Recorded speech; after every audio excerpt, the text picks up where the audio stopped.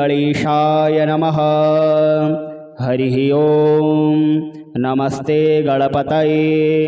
त्वमेव प्रत्यक्षं तत्त्वमसि, त्वमेव केवलं कर्तासि, त्वमेव केवलं धर्तासि, त्वमेव केवलं हर्तासि, त्वमेव सर्वं खलविदं ब्रह्मासि। त्वं साक्षादात्मासि नित्यं ऋतं वच्मि सत्यं वच्मि। अवत्वं माम् अववक्तारम् अवश्रोतारम् अवदातारम् अवधातारम् अवानुचानमवशिष्यम् अवपश्चात्तात् अवपुरस्तात् अवचोत्तरात्तात् अवदक्षिणात्तात् अवचोर्ध्वात्तात् अवाधरात्तात् सर्वतो मां पाहि पाहि समन्तात्। त्वं वाङ्मयस्तं चिन्मयः त्वमानन्दमयस्त्वं ब्रह्ममयः। त्वं सच्चिदानन्दादितयोऽसि, त्वं प्रत्यक्षं ब्रह्मासि, त्वं ज्ञानमयो विज्ञानमयोऽसि। सर्वं जगदिदं त्वत्तो जायते, सर्वं जगदिदं तव तस्तिष्ठति, सर्वं जगदिदं त्वयि लयमिष्यति, सर्वं जगदिदं त्वयि प्रत्येति। त्वं भूमिरापो नलो नीलो नभः, त्वं चत्वारि वाक्पदानि, त्वं गुणत्रयातीतः, त्वं कालत्रयातीतः, त्वं देहत्रयातीतः, त्वं मूलाधारिस्थितोऽसि नित्यं, त्वं शक्तित्रयात्मकः। त्वां योगिनो ध्यायन्ति नित्यं। त्वं ब्रह्मास्त्वं विष्णुस्त्वं रुद्रस्त्वं इन्द्रस्त्वं अग्निस्त्वं वायुस्त्वं सूर्यस्त्वं चन्द्रमास्त्वं। ब्रह्मभूर्भुवः स्वरोम गणादिं पूर्वमुच्चार्य वर्णादिं तदन्तरम् अनुस्वारः परतरः अर्धेन्दुलसितं तारेण रुद्धम्। एतत् तव मनुस्वरूपं गकारः पूर्वरूपम् अकारो मध्यमरूपम् अनुस्वारश्चान्त्यरूपं बिन्दुरुत्तररूपं नादः संधानं संहिता संधिः सहसा गणेशविद्या गणकऋषिः निश्चित गायत्री छन्दः श्रीमहागणपति देवता। ओं गंगणपतये नमः। एकदन्ताय विद्महे वक्रतुण्डाय धीमहि तन्नो दन्ती प्रचोदयात्। एकदन्तं चतुर्हस्तं पाशमङ्कुशधारिणम् अभयं वरदं हस्तैर्बिभ्राणं मूषकध्वजं रक्तं लम्बोदरं शूर्प कर्णकं रक्तवाससं रक्तगन्धानुलिप्ताङ्गं रक्तपुष्पैः सुपूजितं भक्तानुकम्पिनं देवं जगत्कारणमच्युतम् आविर्भूतं च सृष्ट्यादौ प्रकृतेः पुरुषात् परम् एवं ध्यायति यो नित्यं स योगी योगिनां वरः। नमो व्रातपतये नमो गणपतये नमः। प्रमथपतये नमस्तेस्तु लम्बोदराय एकदन्ताय विघ्नविनाशिने शिवसुताय श्रीवरदमूर्तये नमो नमः।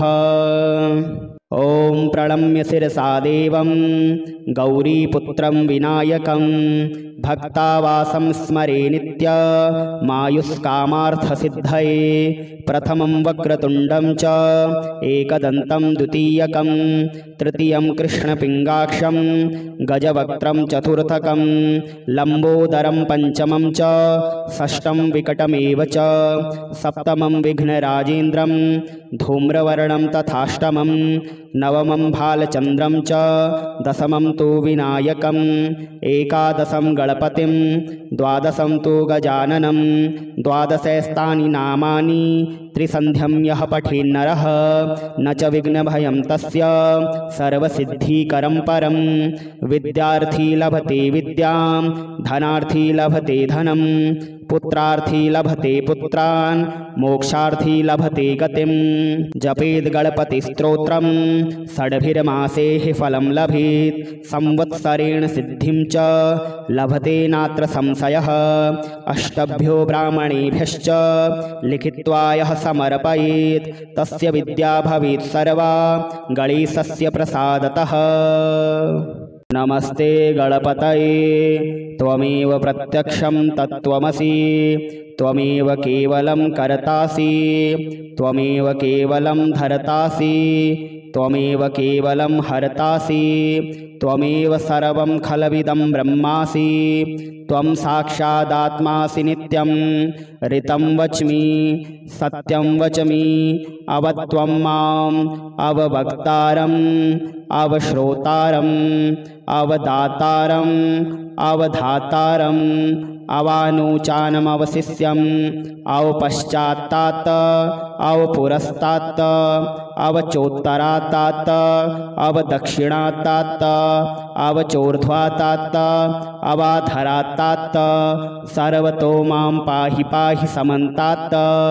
त्वं वाङ्मयस्तं चिन्मयः त्वमानन्दमयस्त्वं ब्रह्ममयः त्वं सच्चिदानन्दादितयोऽसि त्वं प्रत्यक्षं ब्रह्मासि त्वं ज्ञानमयो विज्ञानमयोऽसि सर्वं जगदिदं त्वत्तो जायते सर्वं जगदिदं तव तस्तिष्ठति सर्वं जगदिदं त्वयि लयमिष्यति सर्वं जगदिदं त्वयि प्रत्येति त्वं भूमिरापो नलो नीलो नभः त्वं चत्वारि वाक्पदानि त्वं गुणत्रयातीतः त्वं कालत्रयातीतः त्वं देहत्रयातीतः त्वं मूलाधारिस्थितोऽसि नित्यं त्वं शक्तित्रयात्मकः त्वां योगिनो ध्यायन्ति नित्यं त्वं ब्रह्मास्त्वं विष्णुस्त्वं रुद्रस्त्वम् इन्द्रस्त्वम् अग्निस्त्वं वायुस्त्वं सूर्यस्त्वं चन्द्रमास्त्वं ब्रह्मभूर्भुवः स्वरोम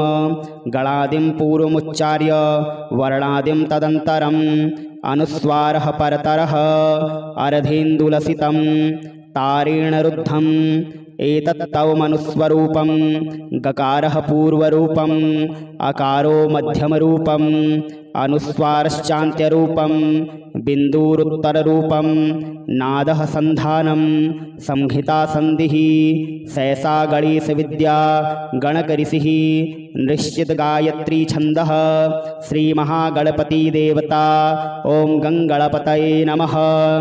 एकदन्ताय विद्महे वक्रतुण्डाय धीमहि तन्नो दन्ती प्रचोदयात्। एकदन्तं चतुर्हस्तं पाशमङ्कुशधारिणम् अभयं वरदं हस्तैर्बिभ्राणं मूषकध्वजं रक्तं लम्बोदरं शूर्प कर्णकं रक्तवाससं रक्तगन्धानुलिप्ताङ्गं रक्तपुष्पैः सुपूजितं भक्तानुकम्पिनं देवं जगत्कारणमच्युतम् आविर्भूतं च सृष्ट्यादौ प्रकृतेः पुरुषात् परम् एवं ध्यायति यो नित्यं स योगी योगिनां वरः। नमो व्रातपतये नमो गणपतये नमः।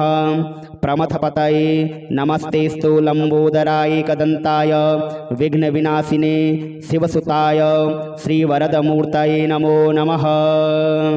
ॐ प्रणम्य शिरसा देवं गौरीपुत्रं विनायकं भक्तावासं स्मरे नित्य मायुष्कामार्थसिद्धये। प्रथमं वक्रतुण्डं च एकदन्तं द्वितीयकं तृतीयं कृष्णपिङ्गाक्षं गजवक्त्रं चतुर्थकं लम्बोदरं पञ्चमं च षष्ठं विकटमेव च सप्तमं विघ्नराजेन्द्रं धूम्रवर्णं तथाष्टमं नवमं भालचन्द्रं च दशमं तु विनायकम् एकादशं गणपतिं द्वादशं तु गजाननं द्वादशैस्तानि नामानि त्रिसन्ध्यं यः पठेन्नरः न च विघ्नभयं तस्य सर्वसिद्धिकरं परं। विद्यार्थी लभते विद्यां धनार्थी लभते धनं पुत्रार्थी लभते पुत्रान् मोक्षार्थी लभते गतिं। जपेद् गणपतिस्तोत्रं षड्भिर्मासेः फलं लभेत् संवत्सरेण सिद्धिं च लभते नात्र संशयः। अष्टभ्यो ब्राह्मणेभ्यश्च लिखित्वा यः समर्पयेत् तस्य विद्या भवेत् सर्वा गणेशस्य प्रसादतः। नमस्ते गणपतये त्वमेव प्रत्यक्षं तत्त्वमसि त्वमेव केवलं कर्तासि त्वमेव केवलं धर्तासि त्वमेव केवलं हर्तासि त्वमेव सर्वं खलविदं ब्रह्मासि त्वं साक्षादात्मासि नित्यं ऋतं वच्मि सत्यं वच्मि अवत्वं माम् अववक्तारम् अवश्रोतारम् अवदातारम् अवधातारम् अवानुचानमवशिष्यम् अवपश्चात्तात् अवपुरस्तात् अवचोत्तरात्तात् अवदक्षिणात्तात् अवचोर्ध्वात्तात् अवाधरात्तात् सर्वतो मां पाहि पाहि समन्तात्।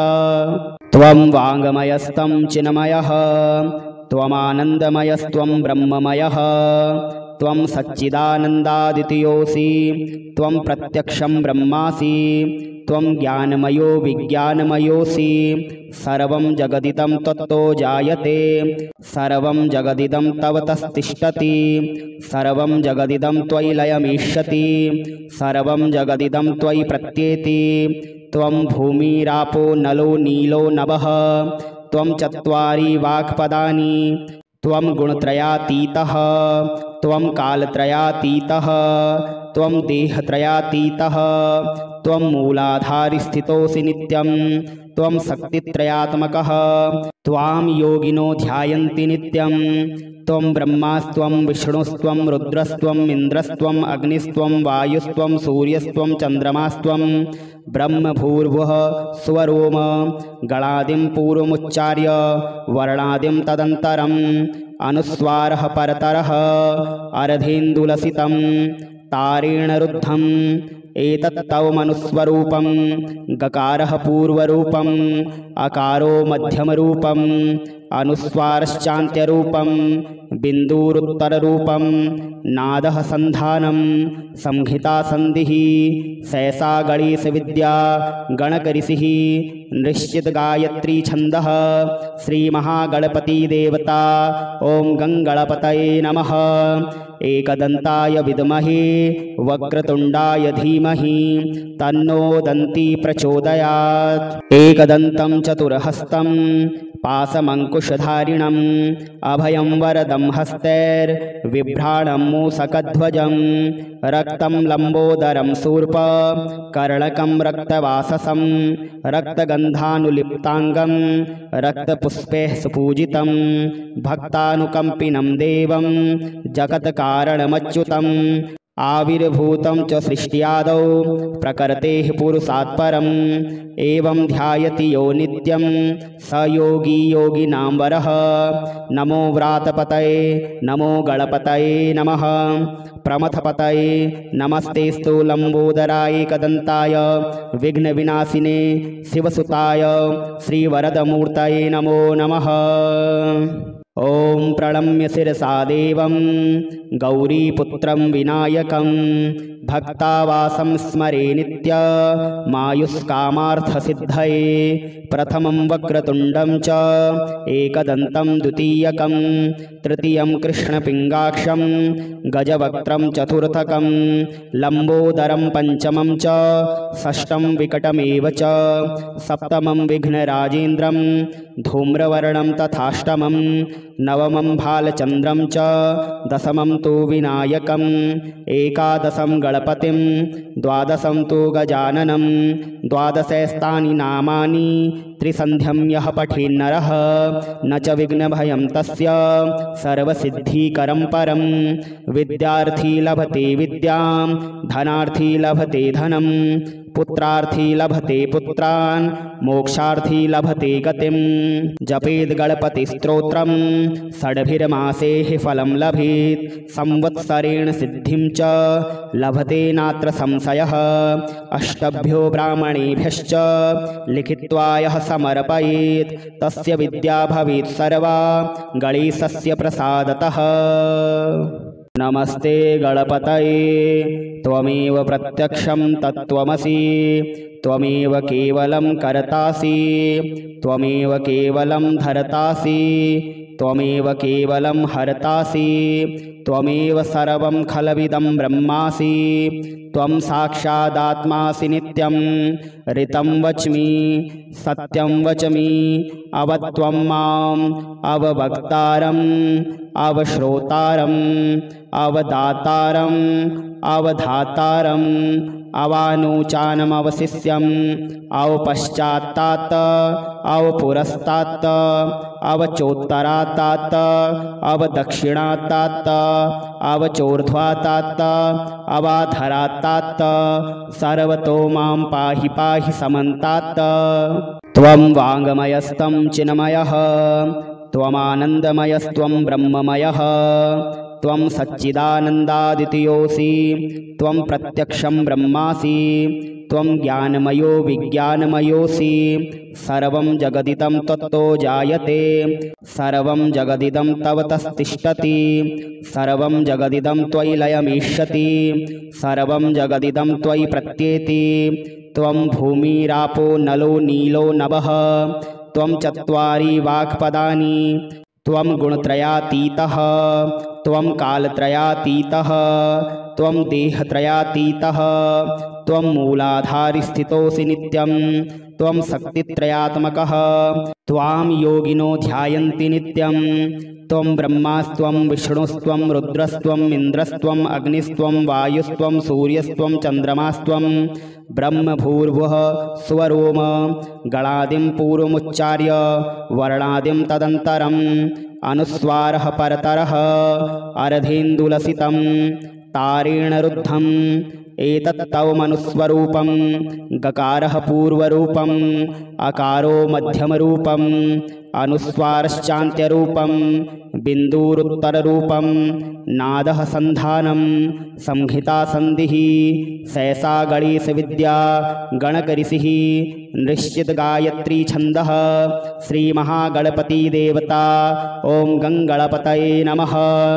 एकदन्ताय विद्महे वक्रतुण्डाय धीमहि तन्नो दन्ती प्रचोदयात्। एकदन्तं चतुर्हस्तं पाशमङ्कुशधारिणम् अभयं वरदं हस्तैर्बिभ्राणं मूषकध्वजं रक्तं लम्बोदरं शूर्प कर्णकं रक्तवाससं रक्तगन्धानुलिप्ताङ्गं रक्तपुष्पैः सुपूजितं भक्तानुकम्पिनं देवं जगत्कारणमच्युतम् आविर्भूतं च सृष्ट्यादौ प्रकृतेः पुरुषात् परम् एवं ध्यायति यो नित्यं स योगी योगिनां वरः।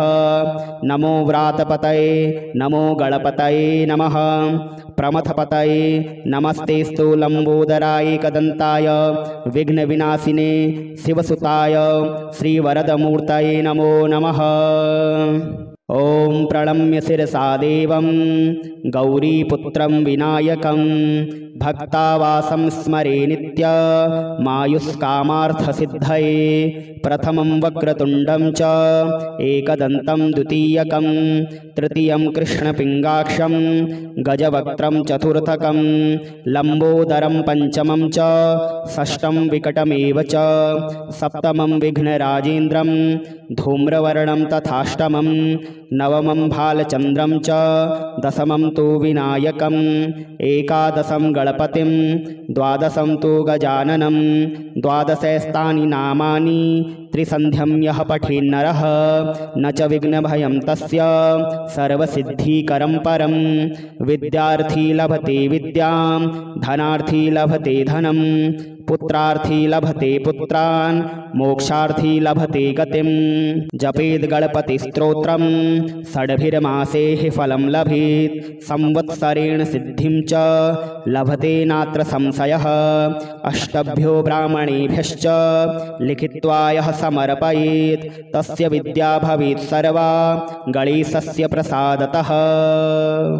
नमस्ते गणपतये त्वमेव प्रत्यक्षं तत्त्वमसि त्वमेव केवलं कर्तासि त्वमेव केवलं धर्तासि त्वमेव केवलं हर्तासि त्वमेव सर्वं खलविदं ब्रह्मासि त्वं साक्षादात्मासि नित्यं ऋतं वच्मि सत्यं वच्मि अवत्वं माम् अववक्तारम् अवश्रोतारम् अवदातारम् अवधातारम् अवानूचानमवशिष्यम् अवपश्चात्तात् अवपुरस्तात् अवचोत्तरात्तात् अवदक्षिणात्तात् अवचोर्ध्वात्तात् अवाधरात्तात् सर्वतो मां पाहि पाहि समन्तात्।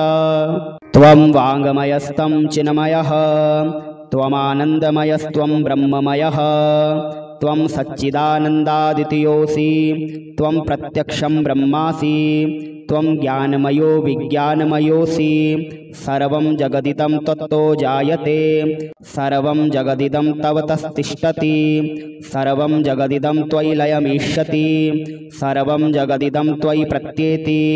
त्वं भूमिरापो नलो नीलो नभः त्वं चत्वारि वाक्पदानि त्वं गुणत्रयातीतः त्वं कालत्रयातीतः त्वं देहत्रयातीतः त्वं मूलाधारिस्थितोऽसि नित्यं त्वं शक्तित्रयात्मकः त्वां योगिनो ध्यायन्ति नित्यं त्वं ब्रह्मास्त्वं विष्णुस्त्वं रुद्रस्त्वं इन्द्रस्त्वं अग्निस्त्वं वायुस्त्वं सूर्यस्त्वं चन्द्रमास्त्वं ब्रह्मभूर्भुवः स्वरोम गणादिं पूर्वमुच्चार्य वर्णादिं तदन्तरम् अनुस्वारः परतरः अर्धेन्दुलसितं तारेण रुद्धम् एतत् तव मनुस्वरूपं गकारः पूर्वरूपम् अकारो मध्यमरूपम् अनुस्वारश्चान्त्यरूपं बिन्दुरुत्तररूपं नादः सन्धानं संहिता संधिः सहसा गणेशविद्या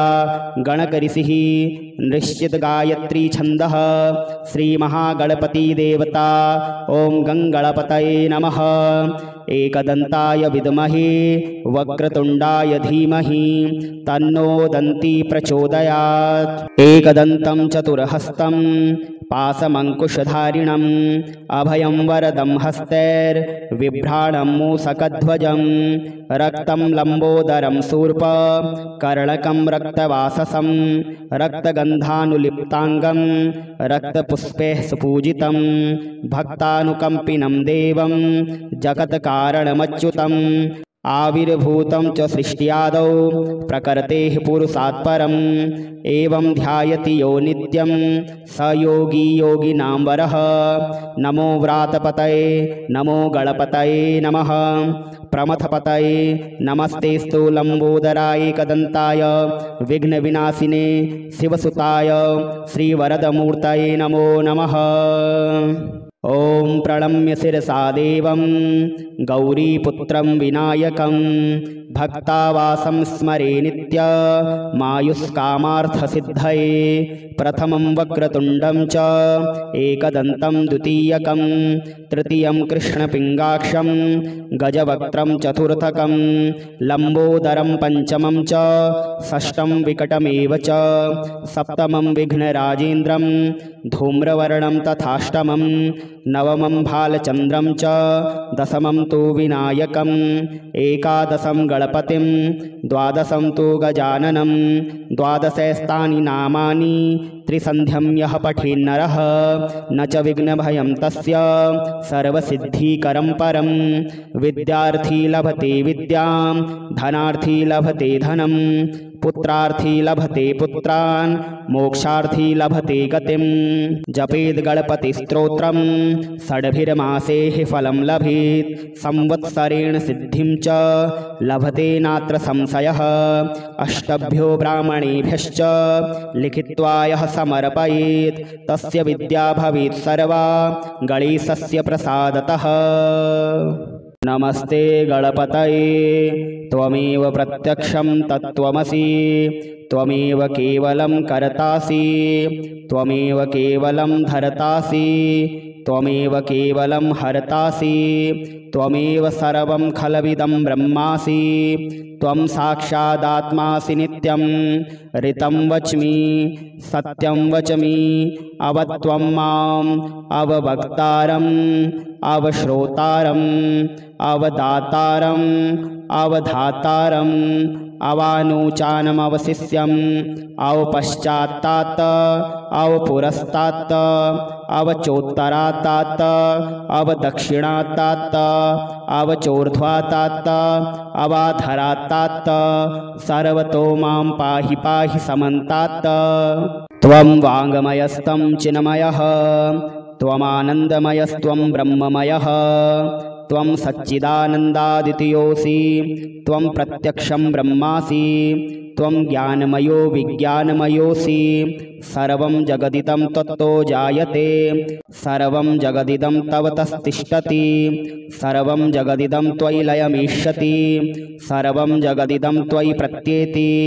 त्वं भूमिरापो नलो नीलो नभः त्वं चत्वारि वाक्पदानि त्वं गुणत्रयातीतः त्वं कालत्रयातीतः त्वं देहत्रयातीतः त्वं मूलाधारिस्थितोऽसि नित्यं त्वं शक्तित्रयात्मकः त्वां योगिनो ध्यायन्ति नित्यं। त्वं ब्रह्मास्त्वं विष्णुस्त्वं रुद्रस्त्वम् इन्द्रस्त्वम् अग्निस्त्वं वायुस्त्वं सूर्यस्त्वं चन्द्रमास्त्वं ब्रह्मभूर्भुवः स्वरोम गणादिं पूर्वमुच्चार्य वर्णादिं तदन्तरम् अनुस्वारः परतरः अर्धेन्दुलसितं तारेण रुद्धम् एतत् तव मनुस्वरूपं गकारः पूर्वरूपम् अकारो मध्यमरूपम् अनुस्वारश्चान्त्यरूपं बिन्दुरुत्तररूपं नादः संधानं संहिता संधिः सहसा गणेशविद्या गणकऋषिः निश्चित गायत्री छन्दः श्रीमहागणपति देवता। ओं गंगणपतये नमः।